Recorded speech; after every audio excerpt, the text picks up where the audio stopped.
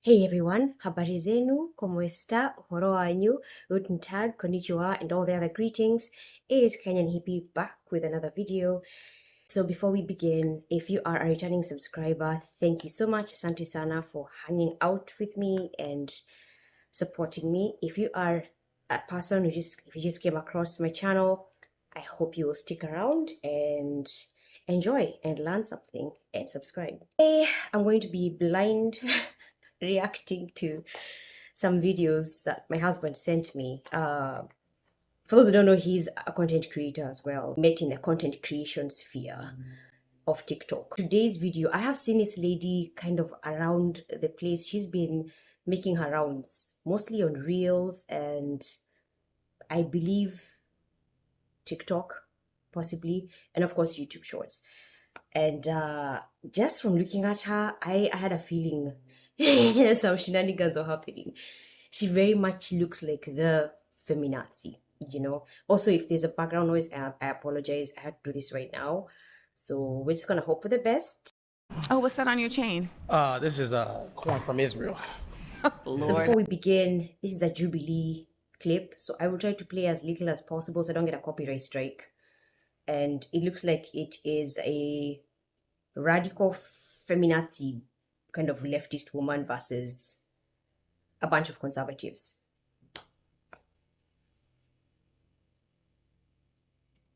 Lord have mercy. Yes, you gotta go. That's a choice that you are making for yourself. Yes. The thing with the whole reparations thing, and I don't know, we're probably close to the same age, so maybe you can't call me. How old are you? I'm 32. I am 44. Oh, really? Oh, you look young. Thank you. That's what water and keeping stress out of your life will do. Really? Liberal positions are real stressful. By the way, I wouldn't know. I'm not a liberal. Carry on.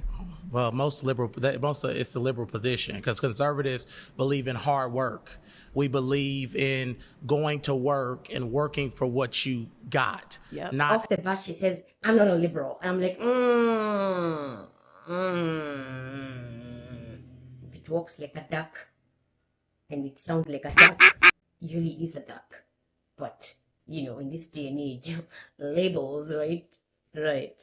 asking for handouts Right. from people who never had slaves. Some of the people that you're asking for money from never had slaves. And let's talk about the fact there were also black people that had slaves. So if you want to talk about that, how is that fair? If I'm a white person and my family fall on the side of the Union, why should I have to pay for slaves when this whole country was never all racist? Some of the founding fathers were abolitionists, and they hated slavery. And they actually put things in the Declaration of Independence and things too, because they believed that there would be a future where there would be a black president one day, or that there would liberal mindset are infecting our communities, black people, and making us victims and not victors. I refuse to embrace a victim mentality because that's not what our grandparents and Harriet Tubman and those people fought for. They fought for equal opportunity. Do not bring up Harriet Tubman's name in vain, baby. Please. They said the Lord's name in vain. The Lord's name. Harriet Tubman was literally saving her family. First of all, why liberals, why do you guys insist on using literally? Actually, not using, misusing. It's almost like saying literally makes your point more valid. Can we stop that? And others from slavery. Yeah. You know who helped her? White people. You know who helped her? They were on the Underground Railroad. No, Come on in. No, you know who helped her? Come on in. No, you know who helped her? God and Harriet. People who benefit from white supremacy. Okay, first of all, let's squelch this thing, okay? Again, I've been doing this for 5 years, so I'm well versed with these arguments. They sound very, very similar to me and very familiar. When it comes to the end of the abolition of slavery and slaves, for those who don't know, don't fall for the party switch nonsense. There was never a party switch. The Republican Party was, as they say, literally formed to end slavery. White and black people who fought. But they never will tell you that. So it's funny, if MLK was alive in this day and age, in my opinion, actually not even in my opinion, just from my observation, he would be called a coon like I'm called a coon. He would be called whitewashed. He would be called a sellout. But these amazing descendants of his. It's so embarrassing. But I hate that they like to exclude the fact that the war was fought by Republicans, and not just Republicans, but white Republicans. I'm putting quotation marks because I don't think we're colors. It feels weird calling people black and white, but I use those terms for all intents and purposes, so it's easier for you all to understand. Moving along, she is incorrigible. Not There's true. no such, I mean, If that were not the case, then we wouldn't see the continued effort of colonialism and white people placing themselves in positions of power when they do not have the power.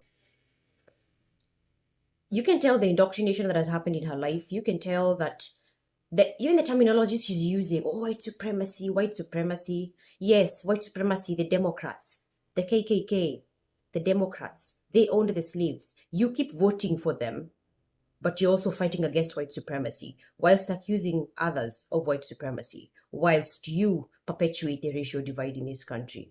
I just, it's so hard to take her seriously. I'd probably sat there and just stared at her for 5 minutes. That would have been my rebuttal to her. You know why they're in a position of power? Because their culture, black culture, is toxic. Amen. The black culture is toxic. Okay, let me correct that. It's not black culture, it's ghetto culture. It just so happens that the majority of the ghetto peeps are dark-skinned, Let's listen to her rebuttal though. We have produced a culture that is toxic. And let's get on the fact that there's no fathers in the black home. Let's talk about that. Let's talk about that. Stop. Let's talk about that. None of this is gonna work if y'all are just gonna sit here and make up shit. We're having a debate. It's making anything up. Fatherlessness in the black homes is a thing. Are we going to pretend we don't know about the EBT queens who deliberately refuse to get married, but also they get rewarded by the welfare system by not getting married? Are we going to pretend that the Jim Crow laws and the welfare that happened did not break the entire black family apart? The Jim Crow laws by the Democrats, by the way. Wink, wink, now you know. Are we going to pretend fatherlessness in the home is not a thing and it's being made up?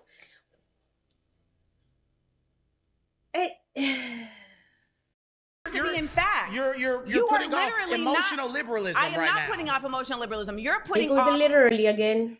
So she's claiming people are not providing factual information. All she has to say for herself is lies, lies, lies, lies, and literally. So intriguing. Unfounded lies based in conservatism. Misinformation. Remember they did the misinformation thing also. Jubilee, since you guys like sticking the stats on the screen, I'm going to stick some stats on my screen. Okay? Let's not pretend. Let us please stop pretending. The fatherlessness is not an issue in the black community. Let's stop pretending that. I have seen it for myself. We see it all the time. Everyone needs a strong father figure. It doesn't have to be your dad, but it has to be a strong male figure. That's one thing this toxic collective of the black community is missing. That is not the only reason why the culture is the way it is, but that's a big part of it. There's no respect in the home. There are women bringing up emotional boys who never grow up to be men, don't learn how to regulate their emotions, don't know how to act like men, want to sag their pants, embrace the culture of ghetto-ness and ratchetness, speaky bonnets, have no goals and aspirations in life, don't do well in school, end up in crime, and then they just keep repeating the cycle. And then you guys call the generational trauma and it's just bad decisions you're making. Get out of here with that. So let's talk about facts. I just want to move back to systemic racism because you mentioned systemic racism earlier. I just want to look at 3 applications of systemic racism against white people and against East Asians as well. So for example, we have the National College Attainment Network, which defines affirmative action or even race-conscious admissions as taking race as one of the factors in whether or not you're going to admit a student. And we noticed that when race-conscious admissions was out of it, black enrollment dropped 64%. At UC Berkeley. And that is an act of systemic racism. Trying to look at people's races and allow them into colleges whether or not they're of a set race is racism. And it's race conscious. And Martin Luther King's most famous quote is that he doesn't want his children to be judged based on race. But she's rolling her eyes. I can tell she's like, oh, don't start with MLK. And you know why? It's because she knows that in this day and age, she doesn't call herself a liberal. Well, woman, you are. Duck, duck, quack, quack, duck. Liberals hate MLK Jr. because, again, he was a Republican. He very much was anti-racism. He said, judge me by the content of my character, not the color of my skin. What is liberalism based on? Racism, it's based on judge me by my skin tone. HBCUs, affirmative action, CRT, DEI. What do all these have in common? Give me favor because of my color. Give me favor because of my skin tone. That's why the DEI programs had to end on a federal level, and it needs to end across the board on a corporate level as well. Because tell me why someone should be hired just because they happen to meet this. They're trying to meet a quota of black people. Ugh. Affirmative action, racism against white people. HBCUs, why they say, oh, we don't say no to white kids who want to come. Yeah, but you're making it very clear it's a segregated university. But God forbid it's done the other way around. Because of the racism that existed in America, it was overcorrected, and the black people decided, let's even out the playing field, tit for tat. So now they created their own species, their own universities, their own culture. They refuse to speak properly because that's speaking white, and they don't want to be white. They don't do anything anti-white, even if it's anti-intelligent. Now they created this whole culture of ghetto and ratchet people who are semi-literate. And they like it that way because that makes them feel special and anti-establishment, I guess. Is that he doesn't want his children to be judged based on race, but by the content of their character, and the content of people's characters also includes merit. We have another example of systemic racism. Burgess Owens, he's a representative out of Utah. He's a black Republican representative. He called out the MIT president for having black-only dormitories. I mean, what does that mean? Why are we trying to segregate each other and say that black people feel safer amongst black people when the truth is they are actually more in danger when they're around black people? And that's unfortunate. Boom, boom, boom. Yep. This whole facade of black unity and feeling safe around black people. I'm not gonna lie, I don't feel safe in black neighborhoods. Throw stones if you want. When I show up to a neighborhood and I can see the windows have bars on them, because apparently a lot of thieving happens there, a lot of crime happens there, I'm not gonna feel safe. There's a reason why affluent, dark-skinned Americans, aka black Americans, move to better and white neighborhoods when they make good money. They want to move away from this ghetto. Why? Why do they move away from the black neighborhoods? There's a reason for that. Black men rapping about it. It's savagery. It's barbaric. And we shouldn't be doing it as a people. We should try to get more Ben Carsons. Ben Carson's cousins were murdered when he was younger, but his mother came to him and gave him a book and told Ben Carson to read and study so to not be like his cousins. And Ben Carson separated two twins at the back of the head, and he's known as one of the best renowned neurologists or neuroscientists that we've ever seen, right? Ben Carson said that slaves were immigrants. Well, Ben Carson is actually the very first book my mom bought me. I want to say between Ben Carson and Jane Eyre. I don't know. I was pretty young. I don't remember. I think I was 7 or 6. It was my very first book, and I fell in love with his story. He was so inspirational for me. The fact that he was the first black man to separate Siamese twins, that's a big deal. So when I saw him running for presidency, I think he's way too timid, unfortunately. You have to be really tough. You have to have some really hard skin like Trump to run for presidency. But his intelligence, it wowed me from the get-go. And that's what we need more of. Instead of we have Cardi B, we have Lizzo, we have Beyonce. Those are apparently the role models. Help us, Lord. Black slave owners within Africa didn't sell off their people. White people didn't show up and just start stealing people. They didn't do that. That's not how that worked. They literally did that. Literally. Again, this is not the first time this has happened.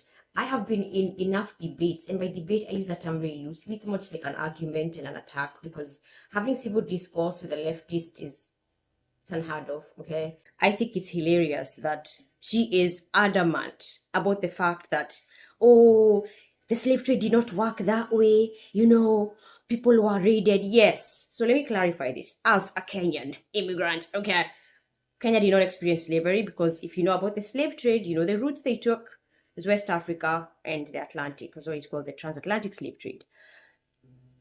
Yes, there were raids. Yes, those did happen, but how do you think they found these villages to raid? Do you think they had a magical epiphany and they were teleporting there? No, they were told where to find these people. Slave trade was an inside job. And the sooner you understand and accept that, the better. Your people sold your people to slavery. And the people who were sold to slavery were not the creme de la creme of the village either. They were not the kings and the queens as you've been misled to believe. It was the prisoners. It was the peasants. Those are the people who got captured first. Refusing to understand that slave merchants, how the slavery worked, is the beginning of problems. But they didn't. They worked with black owners and blacks. The Arabs, the same literally thing. did that. It's funny, and you guys talk Arabs about did that as well. And I think it's They very did it in the important. 7th century And I too. think it's important to note that there is an oversimplification of history as well as of black people in Africa. Maybe she's overcomplicating it. There is no simplification of anything. A fact is a fact, no matter how you feel about it, right, honey? I mean, I'm not a liberal, but I sound exactly like one. Jesus. The slave trade continues to this day, for those who don't know, between Saudi Arabia and Africa. A lot of Kenyans, because they didn't have a good education, because they don't have tax-funded education, they get desperate. So they go to these Saudi Arabian countries under the guise of being a nanny or being a watchman or a guard. It's all about money. Slavery was never about racism. For those who don't understand this concept, it was always about power. It was who had the most money. And of course, they worked with the village elders to coordinate their efforts. Even in Kenya, I will say that the trans-Saharan slave trade did happen. But the biggest thing Kenya struggled with was colonialism. Even the colonialists themselves, they approached the village elders who would sell some people out. They would snitch on one another. We had the Mau Mau freedom fighters there was a blood oath there. You broke that oath, you got killed. You joined the Mau Mau rebellion, you were there for life. There was no snitching on your brothers. You die before you say where your brothers are. However, things were different in West Africa, For a little bit of this, someone got raided in the middle of the night. But again, when I say that, I have whitewashed history. Of black people in Africa. There's a failure to acknowledge that in Africa, black people did not consider themselves black people. That was a racial distinction that was solely created by white oppressors to legitimize slavery. Arab oppressors, actually, because the Arabs did it in the 7th century. They were the first ones. They did not name it under black. Yes, so here she's kind of correct. No, Africans never saw themselves as black, but the Arabians were the very first slave traders, way before the Europeans came in. We're going to go and have enslavers. This was a decision that was actualized and then tried to be pushed forward through eugenics. Literally, there was an executive order that was passed a few months ago that said that Donald Trump wants to now control the museums because he wants to take back control of the narrative around race. And in one of these museums that they cited was that there was a display that speaks about race not as a biological thing, but as something that has just been created as a social construct. Race is a social construct. What is there? What is hard to understand there? I don't get it. What is her rebuttal exactly? And he stated that that is an incorrect expression of race, that race is biological. But it is biological. Like, let's look at our phenotypical traits, the nose differences, the hair texture. It's a biological thing. Oh, baby. Sure, there's a social concept. Okay, so here I'm on the fence on this one. Race is a social construct. Ethnicities differ, but we are all the human race. That's why I hate calling people colors. It narrows so much the way we think about everything. The biggest race construct for me has been America. The biggest pioneers of the race construct.